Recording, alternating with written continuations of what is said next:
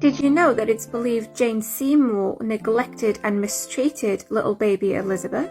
When Henry VIII had his second wife executed for treason, he proposed to his third wife, Jane Seymour, the very next day, and their wedding took place just 11 days later, much to the country's surprise. Jane would continue as queen to Henry VIII for a little over a year, and in that time it is now thought that she was neglectful towards her stepdaughter, little Elizabeth. Immediately upon her mother Anne Boleyn's death, little Elizabeth was quickly declared illegitimate. Her household was dissolved, and she was left with just a few servants and her governess, to live in less than princessly standards. And of course, in the months that followed Anne Boleyn's death, Elizabeth, who had only been 2.5 at the time, was of course growing, and after some time she outgrew all of her dresses. Her governess of course informed the king, her father, of this, but it was met with very little interest from Henry VIII.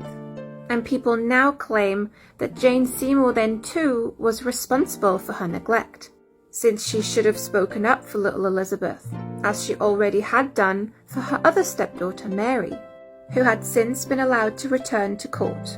What people tend to forget, however, is that things were never as simple as it seems, and certainly not as simple as it would have been in this day and age.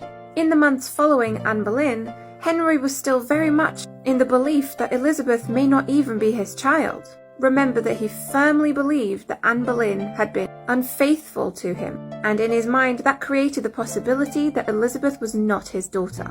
His anger on the whole topic of Anne Boleyn was not yet settled, and following her shocking execution, Jane and the rest of the country knew that she was a sore subject. Just a few months into Jane's queenship, Jane herself was threatened by Henry that she too may face the same fate as her predecessor if she were to meddle in his affairs. Jane did not feel safe to broach the subject of Elizabeth, a subject that caused the king to see red still, as Anne Boleyn's end was still very fresh and shocking in the people's minds. Jane's involvement in bringing the Lady Mary back to court was only acceptable to Henry because Mary had herself just signed the oath of succession after years of refusing, and Mary having no connection with Anne Boleyn meant her reconciliation with her father was not a dangerous subject. Sadly, the same was not true for baby Elizabeth, and Jane, who took 7 months to become pregnant by Henry, was walking on very thin ice for quite some time with Henry herself.